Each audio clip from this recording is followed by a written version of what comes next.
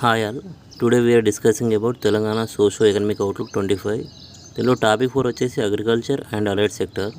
So దీనిలో key highlights వచ్చేసి మనకు బడ్జెట్ అలొకేషన్ ఎట్లా జరిగిందని చెప్పేసి ఫస్ట్ ఇప్పుడు మనకు చెప్తున్నారు. దాంట్లో వచ్చేసి 24-25లో బడ్జెట్లో టోటల్ ఎక్స్పెండిచర్లో 20.2% అనేది మనకు ఈ అగ్రికల్చర్ అలైడ్ సెక్టర్స్కి కేటాయించినట్టు ఈ సర్వే చెప్తుంది. తర్వాత మనకి 2024-25 అడ్వాన్స్ ఎస్టిమేషన్ ప్రకారం అగ్రికల్చర్ జిఎస్విఏ వాట్ వచ్చేసి 2,22,308 crores అన్నమాట. సో రైతు భరోసా అనే స్కీమ్ కింద ప్రజెంట్ అయితే 6,000 రూపీస్ ఫర్ ఎకరాకి ఒక సీజన్కి ఇస్తున్నారు. అంటే ఇయర్లీ 1 ఎకరాకి ఈ స్కీమ్ కింద 12,000 రూపీస్ ఇస్తున్నట్టు లెక్క.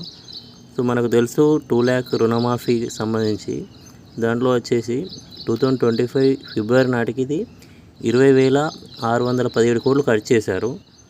సో ఇట్లా 25.35 lakh ఫార్మర్స్ దీని ద్వారా బెనిఫిట్ పొందినట్టు సర్వే చెప్తుంది. మరియు పీరియడిక్ లేబర్ ఫోర్స్ సర్వే 23-24 ప్రకారం తెలంగాణ గ్రామీణ జనాభాలో మనకి 54.9% మనకు వ్యవసాయ అనుబంధ రంగం అంటే అగ్రికల్చర్ అలైడ్ సెక్టర్స్ మీదనే ఇప్పుడు ఉపాధి పొందుతున్నారు. అంటే ఎంప్లాయ్మెంట్ వాళ్ళకి అట్లనే వస్తుందన్నమాట. సో నెక్స్ట్ చూసినట్టయితే మనకి జిఎస్విఏలో ఈ అగ్రికల్చర్ అలైడ్ సెక్టర్స్ వాటా వచ్చేసి 15%. ఒకవేళ ప్రైమరీ సెక్టర్ చూసుకుంటే 70.3%. సో ప్రైమరీ సెక్టర్ అంటే మనకి agriculture allied sector plus mining కలిపితే మనం ప్రైమరీ సెక్టర్ అంటాం.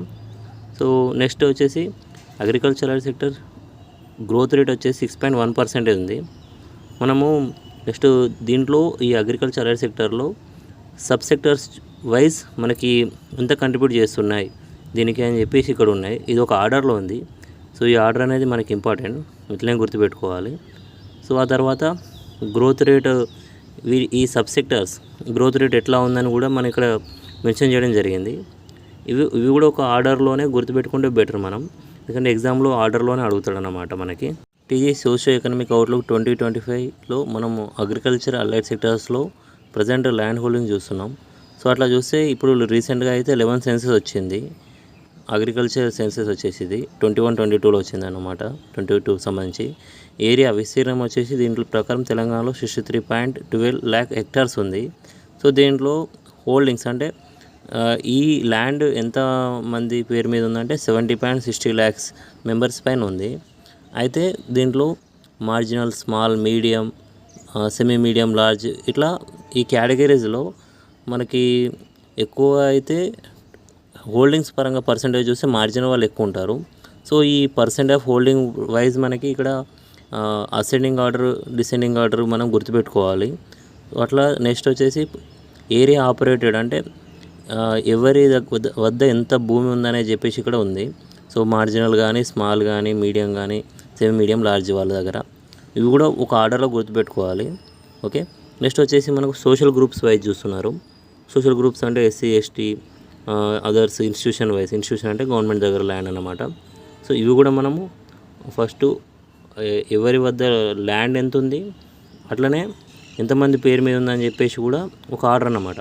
సో హోల్డింగ్స్ అంటే వాళ్ళ వద్దన ల్యాండ్, అది ఆపరేటెడ్ ఏరియా అంటే ఇది మనకి ఎంత విస్తీర్ణం అనేది. హోల్డింగ్స్ అంటే పర్సన్స్ ఎంతమంది వద్ద ఉంది, సో సంఖ్య అన్నమాట. సో ఎంతమంది పేరు మీద ల్యాండ్ ఉందనేది బట్టి ఇక్కడ ఉందన్నమాట. అదొక డిఫరెన్సెస్. తర్వాత యావరేజ్గా ఒక డిస్టిక్లో ఎంతమందికి ల్యాండ్ ఎక్కువగా ఉంది అంటే మీన్స్ ఇప్పుడు ఆ డిస్టిక్ ఏరియా బై పాపులేషన్ వేస్తే మనకి యావరేజ్ ల్యాండ్ హోల్డింగ్స్ వస్తుంది. అట్లా చూస్తే టాప్లో ఆదిలాబాద్, కొమరంభీం, భద్రాద్రి మరి జోగులాంబ ఉన్నాయి. తక్కువ చూస్తుంటే అంటే వీళ్ళ దగ్గర ఫర్ క్యాపిటల్ ల్యాండ్ అన్నమాట. సింపుల్ చెప్పాలంటే సో మెదకు, కామారెడ్డి, వరంగల్, కరీంనగర్లో ఇట్లా ఇదొక బాటమ్ ఆర్డర్. ఓకే. ఆ తర్వాత మనకి రెయిన్ఫాల్. సో రెయిన్ఫాల్ అనేది 2024-25 అంటే వీళ్ళు ఫిబ్రవరి వరకు చూశారు. అది వచ్చేసి 1,049.5 మిల్లీమీటర్స్ ఉంది. ఈ సాధారణంతో పోలిస్తే 22% అనేది ఎక్స్ట్రా అన్నమాట. సో సాధారణం ఎంత మరి 863.8 mm. ఇది మన తెలంగాణది. అయితే ఈ నార్మల్ రెయిన్ఫాల్ కంటే ఎక్కువ ఎన్ని డిస్ట్రిక్ట్స్ ఉన్నాయంటే 14 డిస్ట్రిక్ట్స్ ఎక్కువగా పొందినాయి వర్షపాతాన్ని. సో ఈక్వల్గా అయితే 19 డిస్ట్రిక్ట్స్ అన్నమాట. సో దాంట్లో వచ్చేసి మళ్ళీ మనకి ఎక్కువగా ఏ డిస్ట్రిక్ట్స్ టాప్లో వచ్చేసి నారాయణపేట, వనపర్తి, మహబూబ్నగర్, నాగర్ కర్నూల్. సో ఈక్వల్గా అంటే కొంచెం తక్కువ కానీ ఈక్వల్గా కానీ సాధారణ కంటే ఈక్వల్గా పొందినవి వచ్చేసి మంచిర్యాల, ఆదిలాబాద్, కామారెడ్డి అన్నమాట. మనకు నెక్స్ట్ వచ్చేసి క్రాపింగ్ ప్యాటర్న్ ఉంది. సో అంటే పంటలు ఎట్లా, ఏ పంటలు వేస్తున్నారు ఎట్లా అన్నమాట. ఇక్కడ దాంట్లో చూస్తే కామన్గా మన టోటల్ ఫుడ్ గ్రెయిన్ ప్రొడక్ట్స్ అంటే ఆహార ధాన్యాల ఉత్పత్తి తెలంగాణలో 23-24లో 207.95 lakh మెట్రిక్ టన్స్ ఉంటే మనకి 2024-25 సెకండ్ అడ్వాన్స్ ఎస్టిమేషన్ ప్రకారం 214.32 lakh మెట్రిక్ టన్స్ ఉన్నాయన్నమాట. సో ఇది మనం గుర్తుపెట్టుకోవాలి. సో అట్లనే వచ్చేసి పల్సెస్ అంటే పప్పు ధాన్యాలు చూస్తే 18.6% గ్రోత్ ఉంది. అట్లా రైస్ను కాటన్ 23-24లో ఎంత ఉంది, 23-24లో ఎంత ఉంది అనేది మనం గుర్తుపెట్టుకోవాలి ఇక్కడ. ఆ తర్వాత క్రాప్ ఏరియా అంటే మనకి ఈ పంటలు ఎంత విస్తీర్ణాలు వేస్తున్నారు, వేస్తే ఏది ఎక్కువ వేస్తున్నారు, తక్కువ వేస్తున్నారు. ఇక్కడ టాప్ 5 మేజర్ క్రాప్స్ తీసుకున్నారు అంటే ప్రధాన పంటలు తీసుకున్నారు. సో వానాకాలంలో చూసినట్టయితే మనకి టాప్లో చూస్తే వరి ఎక్కువగా ఉంది. దీన్ని 23-24, 24-25తో కంపారిజన్ చేసిర్రు. సో వరి ఎక్కువగా ఉంది. నెక్స్ట్ పత్తి, ఆ తర్వాత మనకి మొక్కజొన్న, తర్వాత కందులు, ఇట్లా సోయా ఇట్లా ఉన్నాయి. సో 23-24తో కంపారిజన్ చేస్తే మనకి ఇక్కడ మొక్కజొన్నలో, సోయాబీన్లో వాటా తగ్గింది అంటే కొంచెం పర్సెంటేజ్ అనేది తగ్గింది మనకు చూస్తే. ఆ తర్వాత ఇది యాసంగిలో చూడాలి. యాసంగిలో చూస్తే వరి ఎక్కువగా ఉంది మీరు గమనిస్తే, బట్ కానీ 23-24తో పోలిస్తే తగ్గింది. ఇక నెక్స్ట్ మొక్కజొన్న ఉంది, ఇది ఒక్కటే పెరిగింది, మిగతా అన్నీ తగ్గినాయి మనం గమనిస్తే. సో తర్వాత క్రాపింగ్ ఇంటెన్సిటీ అంటే పంట తీవ్రత అంటే పంట ఎక్కువగా పండించే టైమ్స్ అని అంటే 1 time, 2 time, 3 time అట్లా చూసినప్పుడు పంజాబ్లో ఒక 2-3 పంటలు వేస్తారు కదా, అట్లా అన్నమాట. అట్లా చూసినప్పుడు తెలంగాణ 6th ప్లేస్లో ఉంది. అట్లనే దీనికి తీవ్రతలో మనకి తెలంగాణ వచ్చేసి 157.9 ఉంది. అయితే ఇది డిస్టిక్ వైజ్ చూస్తే మనకు క్రాప్ ఇంటెన్సిటీ ఎక్కువ ఎక్కడ ఉంది అంటే ములుగు, నిజామాబాద్, కరీంనగర్, నిర్మల్, పెద్దపల్లిలో ఉంది. కొంచెం తక్కువ చూసుకుంటే వికారాబాద్, జోగులాంబ, నాగర్ కర్నూల్, నారాయణపేట, కొమరంభీంలో ఉంది. ఈ తర్వాత ఏల్డ్ ఉత్పాదకత అన్నమాట. సో ఒక ఎకరాకు ఎంత ఎక్కువ పంట వస్తుంది అన్నట్టు అని చూస్తే ఎన్ని కేజెస్ అంటే ఒక ఎకరాకి అట్లా వస్తే వరిలో 2023తో పోల్చి 24-25లో తగ్గింది. మొక్కజొన్నలో పెరిగింది. ఇక్కడ ఎవి తగ్గినాయి, ఎవి పెరిగినాయని చెప్పేసి మనం ఇక్కడ ఏంటంటే క్లియర్గా మెన్షన్ చేయడం జరిగింది. నెక్స్ట్ వచ్చేసి రైతు బీమా. అయితే ఇది కామన్గా ఒక ఫార్మర్ చనిపోతే దానికి 5 lakhs ఇస్తారన్నమాట. అది ఈ ఏజ్ ఎలిజిబిలిటీ వచ్చేసి 18 to 59 years అన్నమాట. తర్వాత అగ్రికల్చర్ కిట్ అంటే వ్యవసాయానికి every year state level bankers committee గింత రుణం ఇవ్వాలని అనుకుంటుంది. సో ఒక లక్ష్యం అన్నమాట, ఏమన్నమాట. వాళ్ళ టార్గెట్లో మనకి 24-25లో 1,52,052 crore. సో మనకి అగ్రికల్చర్ ఇవ్వాలనుకున్నారు. దాంట్లో మేజర్గా అయితే క్రాప్ లోన్స్కి ఇద్దాం అనుకున్నారు 90,795 crore. ఇదే మనకు ఒక 23-24లో చూస్తే 1,12,764 crore ఉంది ఆ టార్గెట్. తర్వాత క్రాప్ లోన్ వైవర్ అంటే రుణమాఫీ సంబంధించి ఇక్కడ జీవో 567 మెన్షన్ చేసినాం మనం. ఇది ఎప్పుడంటే July 15, 2024 రోజు జారీ చేశారన్నమాట ఈ జీవో. తర్వాత ఇది ఇక్కడ 2 లక్షల వరకు రుణమాఫీ చేస్తారు. దీనికి ఒక కట్ ఆఫ్ డేట్ ఉంది. సో బిట్వీన్ ఈ డేట్ నుంచి ఈ డేట్ వరకు చేస్తా అని.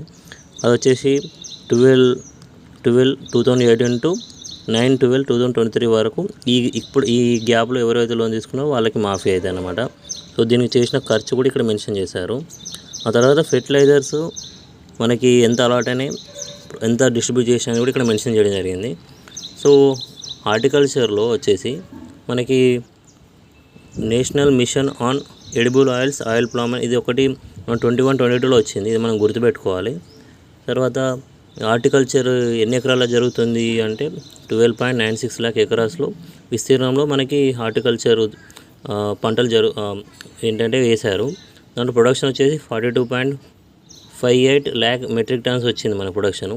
దాంట్లో టాప్ ఏముంది, ఫ్రూట్స్లో ఎక్కువ ప్రొడక్షన్ ఉంది మనకి.